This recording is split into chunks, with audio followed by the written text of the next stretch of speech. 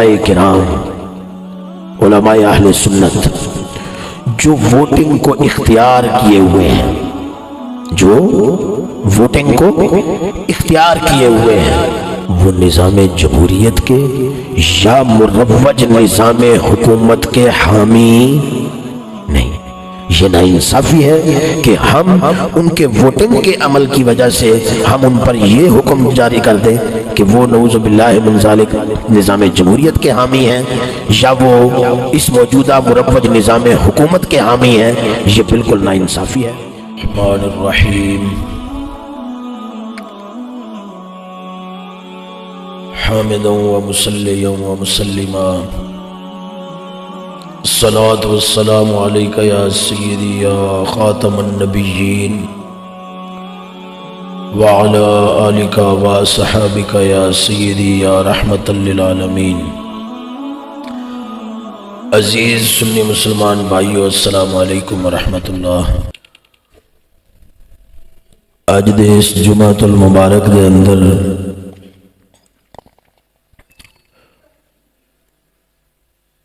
جس عنوان دے تے گفتگو کرنی ہے وہ ہے اسلامی نظام حکومت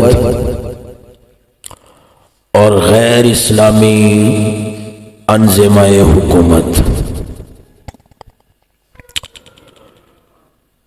اسلامی نظام حکومت کے اندر لفظ نظام نے مفرد ذکر کیتا ہے کیونکہ اسلام حق تعالی جل وعلا دا بھیجا مذہب ہے، تو اس واسطے اس کے اندر وحدت ہی وحدت ہے۔ غیر اسلامی انظمہ حکومت کے اندر نظام دی جمع لفظ انظمہ استعمال کیتا ہے اس واسطے کہ اے مخلوق دے گھڑے نظام ہوندے نے، مخلوق دے بنائے نظام ہوندے نے، تو جی میں مخلوق ون سمجھنی دے کئی قسمہ دیئے ایویں پھر نظام بھی ون سمجھنے دے کئی قسمہ دے ہو جاتے ہیں۔ لہذا موجودہ عنوان اسلامی نظام حکومت اور غیر اسلامی انظمہ حکومت۔ انظمہ نظام دی جمع ہے، انہوں مزید آسان کرنے واسطے غیر اسلامی نظام ہائے حکومت کہہ سکتے ہو، یعنی نظام دی جمع نظام ہا فارسی دے وچ۔ عزیزان من، حق تعالی جل وعلا نے اسا مسلمانوں نے ایک حکم فرمایا ہے۔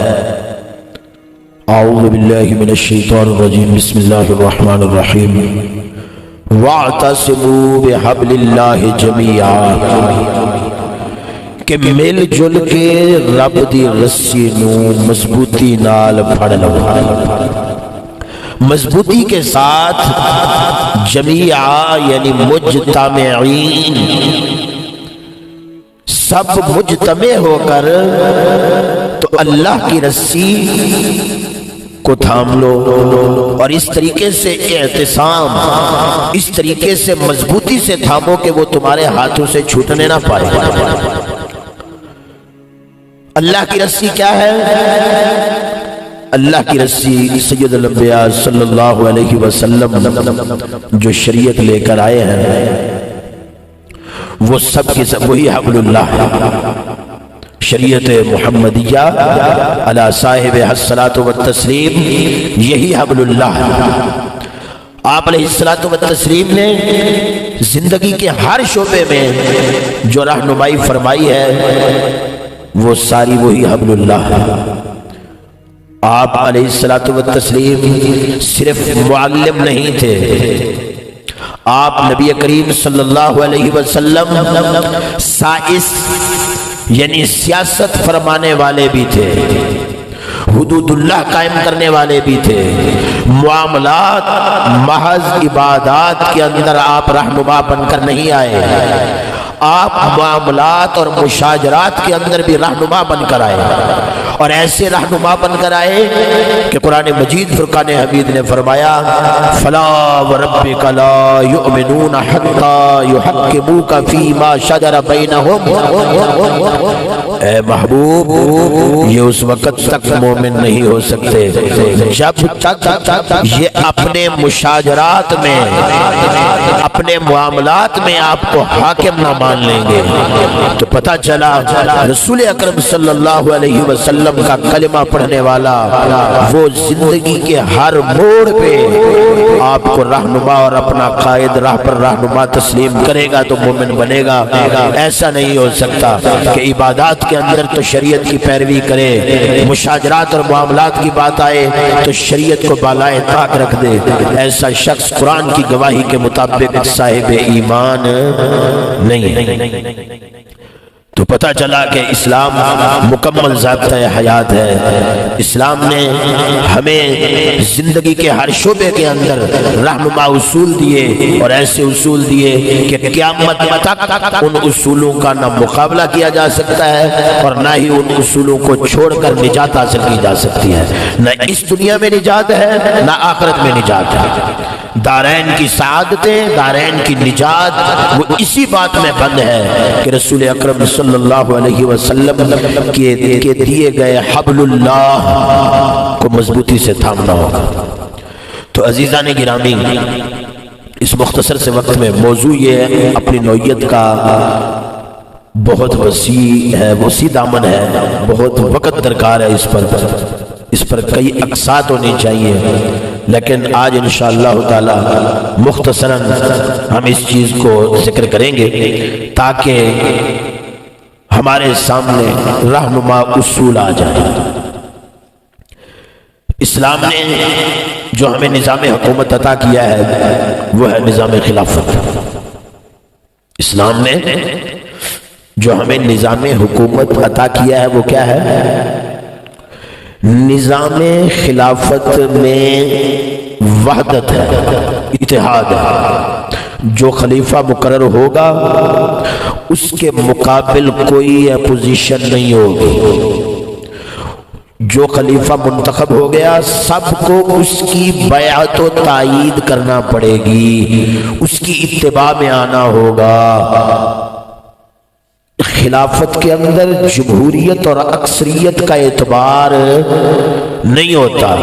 جمہوریت اور اکثریت کے مقابل بعض لوگ ہوتے ہیں لیکن خلافت کے مقابل میں بعض نہیں ہوتے۔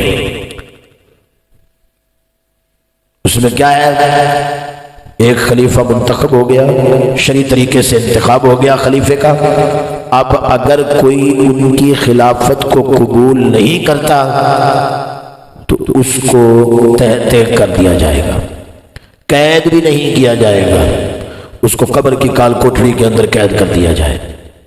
کیوں کہ اسلام وحدت پسند ہے، خود وحدت کی طرف سے نازل ہوا، تو اسی لیے وہ مسلمانوں میں وحدت چاہتا ہے۔ اعتصام بحبل اللہ وہ اس صورت میں پایا ہی نہیں جا سکتا اگر ہم یہ کہیں، کیونکہ یہ ہے قوت، طاقت، خلافت۔ عبادات کے اندر اختلافات کی گنجائش ہو سکتی ہے لیکن جو معاملات اور سیاسیات ہوتے ہیں ان کے اندر اختلاف کی گنجائش نہیں ہو سکتی، کیونکہ یہ ایک قوت ہے۔ جب قوت کے اندر اختلاف آئے گا تو انتشار پیدا ہوگا اور کبھی بھی مسلمانوں میں امن قائم نہیں ہو سکے گا۔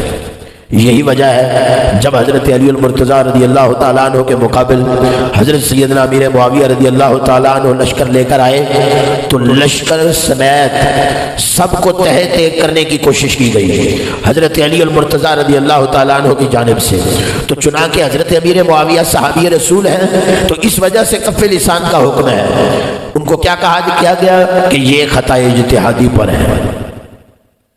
اگر حضرت امیر معاویہ رضی اللہ تعالیٰ عنہ اس وقت کسی کی تلوار کے نیچے آ جاتے تو ضرور ان کا سر قلم کر دیا جاتا، لیکن اللہ تعالیٰ نے ان کو زندگی عطا فرمائی، بعد میں ان کی وہ خطا اجتہادی کا ازالہ ہوا، خلافت قائم ہوئی، اور اس کے بعد حضرت علی المرتضیٰ رضی اللہ تعالیٰ عنہ کے بعد یعنی ایسا نہیں کرنے دیا گیا کہ ایک طرف حضرت علی المرتضیٰ ہے، ٹھیک ہے، شیر خدا ہے کرم اللہ وجہہ الکریم، کیا آپ کی افضلیت ہے حضرت امیر معاویہ پر، باقی تمام صحابہ پر شیخین کے بعد آپ کی افضلیت ہے، تو وہ بھی خلافت کرتے رہے، اور حضرت امیر معاویہ بھی کاتب وحی ہے، یہ بھی صحابی رسول ہے، یہ بھی امین ہے، اللہ تعالیٰ کے حقوق کے بھی امین ہے، حقوق العباد کے بھی امین ہے، تو ایک حصے پر یہ بھی حکومت اور خلافت کرتے رہے؟ نہیں، اسلام نے اس چیز کو برداشت، یعنی دو صحابہ کے مابین بھی اشتراکیت سیاست کے اندر اسلام نے برداشت نہیں کی۔ اختلاف رائے،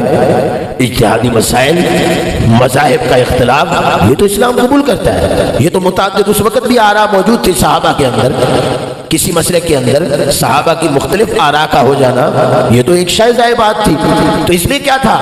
لیکن کیوں کہ امن قائم نہ رہتا، اس لیے یہ اجازت نہیں تھی کہ اسلام کے اندر سیاست کے میدان میں دو صحابہ بھی الگ الگ ہوں، اسلام کو یہ قبول نہیں ہے۔ تو یہ ہے اسلامی نظام خلافت۔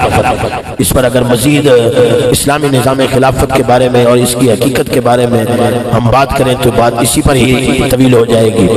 تو عزیزان محترم، میں نے ایک وعدہ بھی کیا تھا دوستوں سے کہ انشاءاللہ تعالی کسی وقت جمہوریت، نظام جمہوریت اور ووٹنگ پر تبصرہ کروں گا، تو انشاءاللہ تعالی آج جو ہے ہم اس پر بھی تبصرہ کریں گے۔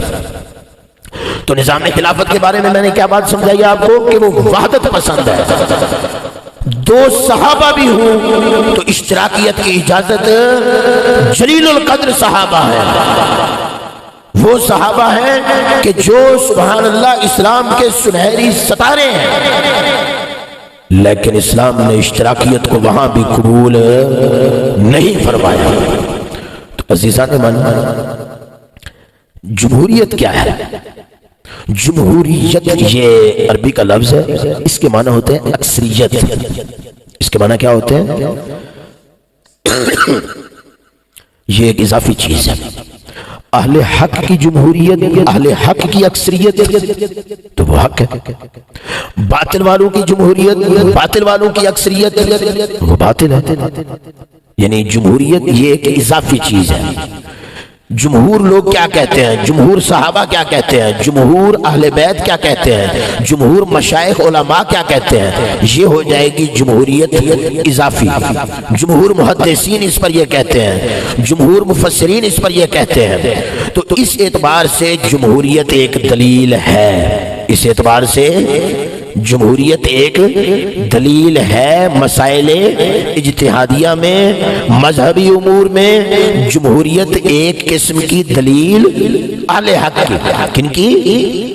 اہل حق، کہ جس طرف جمہور فقہا ہو گئے یعنی اکثریت ہو گئی فقہاء کرام کی، اور دوسری طرف فقہا کم ہیں، تو وہ دلیل بن جائے گی کہ اس طرف جمہور فقہا ہے، اس طرف جمہوریت ہے فقہاء کرام کی، لہذا ان کی بات ان پر غالب ہے۔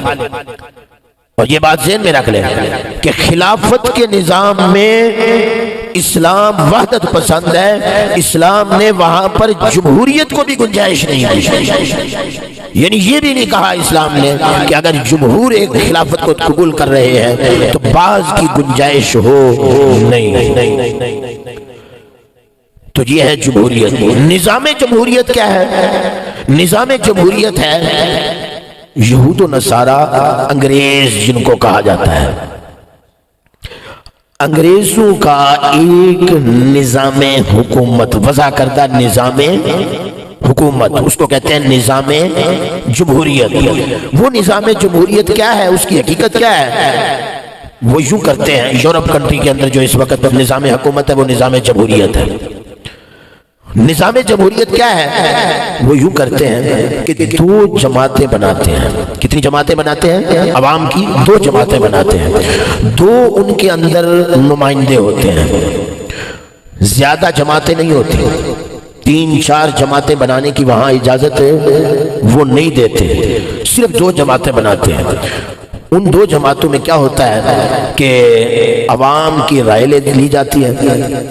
اب اکثریت جس جانب ہو گئی، مثال کے طور پر 1 کروڑ کی آبادی ہے، 1 کروڑ میں سے 60 لاکھ یا 51 لاکھ جس طرف ہو گئے یا 50 لاکھ اور 1 جس طرف ہو گئے انہوں نے کہہ دینا ہے کہ یہ اکثریت کے ساتھ منتخب ہوا ہے، لہذا یہ جو باقی ہیں ان پر بھی اور ان پر یہ حکومت اب یہ منتخب نمائندہ کرے گا، کیونکہ جمہوریت نے اس کی تائید کر دی، اکثریت نے اس کی تائید کر دی۔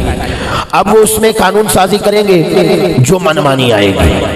قرآن و حدیث کے وہ تو ہیں ہی کفار نا، انہوں نے تو قرآن و حدیث کو تسلیم ہی نہیں کرنا نا، اللہ تعالیٰ کے نازل کردہ، بلکہ یوں کہہ لیجئے کہ وہ یہود و نصارہ اپنی نازل جو ان پر کتاب نازل ہوئی ہے اور جو ان کے رسول معظم ہے حضرت موسیٰ علیہ السلام، حضرت عیسیٰ علیہ نبینا علیہ السلام، وہ ان کی بھی بات کو قبول نہیں کریں گے، تورات کو بھی نہیں مانیں گے، وہ انجیل کو بھی نہیں مانیں گے، تورات اور انجیل دونوں کو ٹھکراتے ہوئے وہ اپنی جمہوریت کو تسلیم کریں گے، اپنی پارلیمنٹ کی بات کو ترجیح دیں گے۔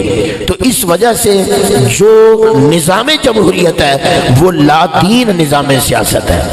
لا دین نظام سیاست کا کیا مطلب ہے کہ اس کے اندر دین سماوی کی کوئی گنجائش نہیں ہے۔ یورپ کنٹری کے اندر جو نظام جمہوریت رائج ہے وہ کیا ہے؟ لا دین نظام سیاست۔ لا دین کا یہ مطلب نہیں ہے کہ دین محمد صلی اللہ علیہ وسلم اس میں نہیں ہے، بلکہ اس کا مطلب یہ ہے کہ دین محمد، دین موسیٰ، دین عیسیٰ، تمام انبیاء علیہ السلام کی طرف جو دین بھیجا گیا، نظام جمہوریت میں اس دین کی کوئی گنجائش نہیں ہوتی۔ لا دین نظام سیاست یہ کیا ہے؟ یہ ہے انگریزی نظام جمہوریت۔ ہمارے ہاں بولنے میں ایسا کر دیا جاتا ہے کہ جمہوریت بول کر نظام جمہوریت مراد لے لیتے ہیں، لیکن اگر جمہوریت کو اپنے اصلی معنی میں لیں تو پھر وہ نظام جمہوریت سے الگ ہے، یعنی ترادف جس کو کہہ دیتے ہیں کہ جمہوریت بول کر نظام جمہوریت مراد لے لینا، ایسا ہمارے ہاں ہوتا ہے۔ جمہوریت ایک طرز حکومت ہے کہ جس میں بندوں کو گنا کرتے ہیں، تولا نہیں کرتے۔ یہ کیا ہے؟ یہ نظام جمہوریت کے متعلق ہے۔ بات سمجھ آگی کہ نہیں؟ اگر جمہوریت بمعنی اکثریت ہو تو پھر اس کا حکم اور ہے، اگر جمہوریت بمعنی نظام جمہوریت ہو تو پھر اس کے معنی اور۔ اب عزیزان من، ہم آتے ہیں اپنے ہاں اپنے ملک میں رائج نظام الحکومت کی طرف۔ نظام حکومت، نظام سیاست جو ہمارے ہاں رائج ہے وہ کون سا ہے؟ نظام خلافت تو ہے نہیں، یہ تو بات واضح ہے نا کہ ہمارے ہاں نظام خلافت نہیں ہے۔ اب میں آپ لوگوں سے سوال کروں گا کہ کیا ہمارے ملک میں انگریزی نظام جمہوریت رائج ہے؟ نہیں، بات سمجھنے والی ہے۔ ہمارے ہاں ہمارے ملک میں انگریزی نظام جمہوریت بھی رائج نہیں ہے۔ کیوں؟ نظام جمہوریت تو تب بنتا ہے نا کہ جب صرف 2 پارٹیاں ہوں، اور جو نظام جمہوریت ہے انگریزی، اس کے اندر جو ووٹ ہے اس کو فیصلے کی حیثیت دی جائے۔ کس کی حیثیت دی جائے؟ کہ اگر 1 کروڑ آبادی میں سے 50 لاکھ ایک بندے نے کسی کو ووٹ دے کر منتخب کر دیا تو اب اسٹیبلشمنٹ یا کوئی ادارہ اس کو معطل کرنے یا اس کو اپنے عہدے سے ہٹانے کا کوئی حق نہیں رکھتا۔ یہ ہے جمہوریت کہ اکثریت کی مانی گئی۔ بات سمجھے کہ نہیں؟ ہمارے ہاں نظام جمہوریت کیسے نہیں ہے؟ اس طرح ایک مثال دیتا ہوں۔ ایک آبادی ہے، وہ آبادی 10 لاکھ افراد پر مشتمل ہے۔ کیا ہے؟ ایک حلقہ NA 10 لاکھ آبادی پر مشتمل ہے۔ 10 لاکھ آبادی میں سے جو آج کل کی پرسنٹیج ہے ووٹنگ کی، وہ چل رہی ہے 40 سے 50% بھی لوگ ووٹ نہیں دیتے، یعنی 40% تک ووٹ دیتے ہیں۔ ہم یہ کرتے ہیں کہ نصف نصف کر لیتے ہیں۔ اچھا، 10 لاکھ آبادی میں سے ID کارڈ جو بنے ہوتے ہیں، عاقل بالغ تو ہو جاتا ہے بندہ 15 سال کی عمر میں، ایسے ہی ہے نا، لیکن ID کارڈ بننے کی عمر ہے 18 سال۔ ووٹ کا معیار کیا ہے؟ ID card. اسی طرح ہے نا، ووٹ دینے کا حق تب جا کر ملتا ہے جب 18 سال کی عمر سے اوپر چلا جاتا ہے بندہ، لیکن ساتھ میں یہ بھی ضروری ہے کہ اس کا آئی ڈی کارڈ بھی بنا ہو۔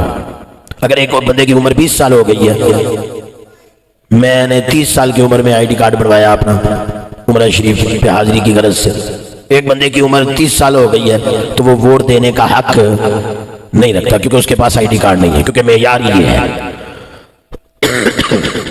تو عزیزان من، ہم اگر اس میں سے 10 لاکھ میں سے ہم یہ نصف آدمی کہیں کہ یہ ووٹر ہے تو کتنی بن گئے؟ 5 لاکھ۔ 5 لاکھ آبادی نے ووٹ دینے ہیں۔ کینڈیڈیٹ کتنے ہیں؟ ممبران کتنے ہیں؟ امیدواران کتنے ہیں؟ ذرا گنیں۔ جو ڈیموکریسی پارٹیوں کے ہیں یا جو مذہبی پارٹیوں کے ہیں جن کو ریلیجس کہا جاتا ہے، اب ان کی تعداد گنیں، اعداد و شمار گنیں۔ 10 کینڈیڈیٹ تقریباً این حلقہ میں ہوتے ہیں۔ ایسے ہوتا ہے کہ نہیں ہوتا؟ میں آپ کو اس کی ذرا گنتی کروا دیتا ہوں۔ یہ جو جمہوری پارٹیاں گنی جاتی ہیں غیر مذہبی، اس میں پیپلز پارٹی ہے اور مسلم لیگ کہتے ہیں، ویسے ہمارے والد گرامی رضی اللہ تعالیٰ عنہ ان کو مفعول لیگ اور مجرم لیگ بھی نام فرماتے تھے۔ تو 2 پارٹیاں یہ ہیں، تیسری آج کل وہ تحریک انصاف۔ اچھا، یہ 3 تو یہ ہو گئی۔ اس کے علاوہ مذہبی بنیاد میں مذہبی کم از کم 4 سے 5 کینڈیڈیٹ بن جاتے ہیں۔ تو آپ 5 گن لیں، کل کتنی گن لیں؟ 5 افراد نمائندہ ہے، امیدوار ہے، وہ آپ سے ووٹ لینے کے امید لیے ہوئے ہیں۔ 5 لاکھ کل ووٹر ہے اور امیدوار کتنی ہے؟ 5۔ لیجئے جی، ایک بندے نے 1 لاکھ ووٹ لیا، دوسرے نے بھی 1 لاکھ ووٹ لیا، تیسرے نے بھی 1 لاکھ ووٹ لیا، چوتھے نے 50,000 ووٹ لیا، 5ویں نے 1.5 لاکھ ووٹ لیا۔ 5 لاکھ ووٹر پورے ہو گئے۔ ایسے نا، جو جیتے گا وہ کون ہے؟ 1.5 لاکھ والا جیت گیا۔ اچھا، 4 ہار گئے۔ اب جمہوریت ہار گئی یا جمہوریت جیت گئی؟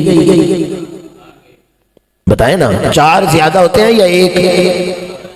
4 ہار گئے، 4 کینڈیڈیٹ ہار گئے اور 1 امیدوار جیت گیا۔ چاروں کے حصوں میں ووٹ آئے 3.5 لاکھ۔ آبادی کتنی تھی؟ 10 لاکھ کی۔ آبادی 10 لاکھ کی تھی اور ووٹ کا حق 5 لاکھ کے پاس تھا، اور جیتے کتنا؟ 1.5 لاکھ والے۔ اب 1.5 لاکھ والے حکومت کریں گے 8.5 لاکھ افراد پر۔ 1.5 لاکھ افراد حکومت کریں گے تو جناب یہ جمہوریت ہے، اس کو اکثریت کہتے ہیں۔ ہمارے ہاں کیا ہے؟ علامہ اقبال مفکر اسلام سے پوچھتے ہیں، یہ تو مفکر پاکستان کہتے ہیں نا، چلے پاکستان کے مفکر سے پوچھتے ہیں، اے مفکر اسلام، ہمارے ہاں جمہوریت نہیں ہے تو کیا ہے؟ فرماتا ہے یہاں مرض کا سبب ہے غلامی و تقلید، وہاں مرض کا سبب ہے نظام جمہوری۔ نہ مشرق اس سے بری ہے نہ مغرب اس سے بری ہے، جہاں میں عام ہے قلب و نظر کی منجوری۔ فرمایا مشرق میں نظام جمہوری تباہی کا سبب نہیں ہے، مشرق میں تو نظام جمہوری ہے ہی نہیں۔ اگر مشرق میں نظام جمہوری ہوتا تو ان کا بھی اہل مغرب کی طرح کم از کم دنیاوی امور کے اندر کچھ نہ کچھ بہتری ہوتی، لیکن حالات یہ ہیں کہ ان کی آخرت بھی تباہ ہے، دنیا بھی تباہ ہے۔ کیوں؟ اس وجہ سے کہ ہمارے ہاں نظام جمہوریت بھی نہیں، خلافت تو ہے ہی نہیں، خلافت کے تو داعی نہیں ہے، خلافت کے تو حامی نہیں ہے۔ خلافت تو نظام اسلام تھا، وہ تو دنیا بھی سنوارتا تھا، وہ آخرت بھی سنوارتا تھا، تو خلافت بھی قائم نہیں، نظام جمہوری بھی یہاں نہیں ہے، تو کیا ہے؟ غلامی اور تقلید۔ یورپ کی غلامی اور یورپ کی تقلید۔ جہاں نظام جمہوریت ہوتا ہے وہاں ووٹ کی حیثیت بطور فیصلہ کی ہوتی ہے، اور جہاں نظام جمہوری نہیں ہوتا وہاں پر ووٹ کی حیثیت ایک مشورے اور شہادت کی رہ جاتی ہے۔ اچھا بتائیں، شہادت کے معنی ہوتے ہیں گواہی دینا۔ آپ عدالت میں پیش ہوتے ہیں کسی مقدمے کے اندر، وہاں جا کر جب آپ شہادت پیش کرتے ہیں تو ذرا بتائیے شہادت آپ دیتے ہیں، فیصلہ کون کرتا ہے؟ جج۔ اس کا مطلب ہے کہ یہاں ووٹر ووٹ دیتے ہیں، فیصلہ کوئی اور کرتا ہے۔ یہاں ووٹر مشورہ دیتے ہیں، یہاں ووٹر شہادت دیتے ہیں، فیصلہ کسی اور نے کسی اور کے کہنے پہ کرنا ہوتا ہے۔ تو محترم ہمارے ہاں بر صغیر پاک و ہند میں یہاں پر نظام جمہوریت بھی نہیں ہے، دیو استبداد ہے، جمہوری کبا میں پائے کو، اور تو سمجھتا ہے اسے آزادی کی نیلم پری۔ پتا چلا کہ بھائی یہ جو موجودہ مسلط ہم پر نظام ہے، غلامی و تقلید کا جو نظام ہے، نظام جمہوریت والوں کی غلامی اور نظام جمہوریت والوں کا مقلد بن کر یہاں جو سیاست کا نظام ہم پر رائج کیا گیا ہے، اس کے اندر ووٹنگ ایک دھوکہ ہے۔ عوام کو یہ بتایا جاتا ہے کہ تم ووٹ دے کے تم منتخب کرو گے اپنا حاکم، لیکن حقیقت یہ ہوتی ہے کہ وہ مسلط کیا جاتا ہے۔ 75 سالہ تاریخ دیکھ لیں پاکستان کی، جو بھی حاکم آیا منتخب ہو کر نہیں آیا، مسلط ہو کر آیا۔ اور میں نے آپ کو اعداد و شمار گن کر بتا دیے کہ جمہوریت اور اکثریت ہمیشہ ہار میں رہتی ہے۔ تو پھر یہ کیسے دعویٰ کرتے ہیں کہ ہم اکثریت کی رائے کا احترام کرتے ہیں؟ کوئی ادیب، کوئی پروفیسر، کوئی بڑے سے بڑا ان کا علم والا وہ ہمیں یہی بات سمجھا دے کہ تم کیسے یہ دعویٰ کرتے ہو کہ ہم عوام کے منتخب نمائندے کو حکومت دیتے ہیں۔ ارے ظالمو، بدماشو، عیاشو، تم نے اپنی غنڈہ گردی جمانے کے لیے اور امت مسلمہ کی آنکھوں میں دھول پھونکنے کے لیے یہ ووٹنگ کا نظام رکھا ہوا ہے، یہ ووٹنگ کا فرسودہ نظام، اس کی اب بدماشی مزید نہیں چلنے دیں گے۔ انشاءاللہ تعالی امت مسلمہ کو بیدار کریں گے اور ان کو سمجھائیں گے کہ کوئی ڈیموکریسی نظام نہیں ہے یہاں پر، یہاں کوئی نظام جمہوریت نہیں ہے، یہ سب غنڈہ گردی اور بدماشی ہے۔ چند خفیہ قوتیں وہ ملک کا فیصلہ کرتی ہیں، وہ دن رات پیسے بٹور کر اپنی عیاشیاں بنانے کے لیے، اپنی بدماشیاں پوری کرنے کے لیے۔ تم نے قوم کو اس دھوکے میں ڈال رکھا ہے کہ ہم ووٹنگ کے ذریعے حکومت منتخب کرتے ہیں۔ تم صرف غلام ہو اور تم صرف یورپ کے مقلد ہو، خواہ فوج ہو، خواہ جرنیل کرنیل ہوں، خواہ ججز ہوں، تمام ادارے غلامی اور تقلید کی غلیظ گٹر میں لتھڑے ہوئے ہیں۔ تم نظام جمہوریت کا کس منہ سے دعویٰ کرتے ہو؟ تمہارے پاس خلافت ہے اور نہ ہی جمہوریت ہے، بدماشی، بربریت، غنڈہ گردی ہے، اور اس کے سوا کیا ہے؟ جو کوئی اپنے حق کے لیے آواز اٹھائے مردود ہو اس کا گلا دباتے ہو، یہ جمہوریت ہے؟ تمہیں صرف یورپی آقاؤں، مغربی خداؤں کی خوشنودی ملنے حاصل کرنے کی ضرورت ہے، اور وہ تم حاصل کر رہے ہو، اور امت کو تم نے دھوکے میں رکھا ہوا ہے کہ ہم ووٹنگ کے ذریعے منتخب نمائندہ تم پر لاتے ہیں۔ صاحب صاحب صاحب صاحب صاحب صاحب صاحب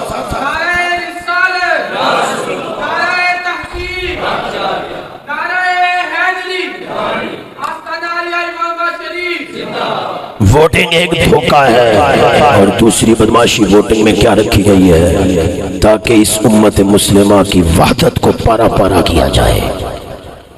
اتحاد کا مقراظ، قرض کے معنی ہوتے ہیں کاٹنا، مقراظ اسم اعلیٰ کبریٰ کا صیغہ ہے، یہ مقراظ محبت ہے، یہ تمہاری ووٹنگ یہ مقراظ وحدت ہے۔ تم نے امت کی وحدت کو توڑنے کے لیے ووٹنگ رکھی ہوئی ہے، صرف امت مسلمہ کے آپسی اتحاد کو ختم کرنے کے لیے ووٹنگ رکھی ہوئی ہے۔ باقی ووٹنگ کے ساتھ منتخب ہونے والا ہمارا حاکم نہیں ہوتا، نہ اکثریت کے منتخب کو تم حاکم بناتے ہو، تم تو حاکم بناتے ہو صرف اسی کو جو تمہاری کاسالیسی کرتا ہے۔ تو عزیزان محترم، ووٹنگ ایک دھوکہ ہے، ووٹنگ اتحاد کو توڑنے کا ایک آلہ ہے، بڑا آلہ۔ کینچیاں دیکھیے نا، ایک چھوٹی چھوٹی کینچیاں ہوتی ہیں اور ایک بہت بڑا مقراظ ہوتا ہے جس کو 2 ہاتھوں سے چلانا پڑتا ہے، یہ وہ مقراظ ہے۔ افسوس کی بات ہے ایک ہی آستانہ ہوتا ہے تو اس کے اندر 4 پارٹیوں کے فالورز موجود ہوتے ہیں، یہ مقراظ وحدت نہیں۔ وَاعْتَصِمُوا بِحَبْلِ اللَّهِ جَمِيعًا، اس آیت کریمہ کو تم نے اس آیت کریمہ پر عمل کو ختم کرنے کے لیے مندولو تم نے ووٹنگ رکھی ہے تاکہ نہ یہ مجتمع ہو سکے اور نہ ہی اتحاد ہو پائے، نہ حبل اللہ کو مضبوطی سے تھام سکیں اور نہ ہماری غلامی کے پٹے کو گلے سے نکال سکیں۔ تو عزیزان محترم، خلافت وحدت کا متقاضی ہے۔ نظام جمہوریت مغربی، اس میں اکثریت کی رائے کا احترام کیا جاتا ہے اور اکثریت کی رائے پر فیصلہ کیا جاتا ہے، اور ہمارے ہاں دیو استبداد ہے، جمہوری قبا میں پائے کو، یعنی جمہوریت کی قبا ہے لیکن اندر بربریت اور استبداد کا، بدماشی کا، غنڈہ گردی کا، جس کو کہتے ہیں جس کی لاٹھی اس کی بھینس۔ ہاں، ہمارے وہ بعض علماء کرام، علماء اہل سنت جو ووٹنگ کو اختیار کیے ہوئے ہیں، جو ووٹنگ کو اختیار کیے ہوئے ہیں، وہ نظام جمہوریت کے یا مروج نظام حکومت کے حامی نہیں۔ یہ ناانصافی ہے کہ ہم ان کے ووٹنگ کے عمل کی وجہ سے ہم ان پر یہ حکم جاری کر دیں کہ وہ نعوذ باللہ من ذالک نظام جمہوریت کے حامی ہیں یا وہ اس موجودہ مروج نظام حکومت کے حامی ہیں۔ یہ بالکل ناانصافی ہے۔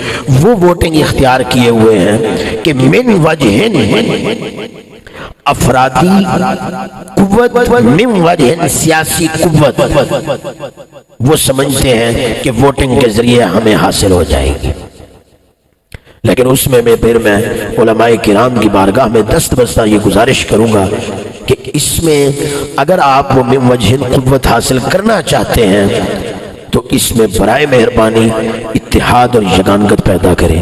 تنظیمات اہل سنت اور تحریکیں اور جماعت جتنی ہیں اہل سنت کی آستانہ جو ہیں ان کو ساتھ ملا کر تو من وجہ چلے قوت حاصل کر لیں۔ اگر افتراق در افتراق ہوتا رہا تو پھر وہ جو من وجہ قوت ہے وہ بھی حاصل نہیں کر پائیں گے۔ لہذا جو دوست ووٹنگ کے ذریعے اپنی قوت حاصل کرنا چاہ رہے ہیں ان کے راستے میں اس طرح سے رکاوٹ بننا کہ ان کی تکفیر کر دینا اور کہنا کہ یہ اسلام کے غدار ہیں، یہ سب باتیں غیر انصافی، غیر شرعی ہے، ان کی کوئی گنجائش نہیں ہے۔ حقیقت حال جو ہے وہ ہم نے آپ کے سامنے رکھ دیا ہے۔ اللہ تبارک و تعالی حقائق سمجھنے اور حقائق کے ساتھ رہنے اور حقائق دوسرے دوستوں تک پہنچانے کی ہمیں توفیق عطا فرمائے، آمین ثم آمین۔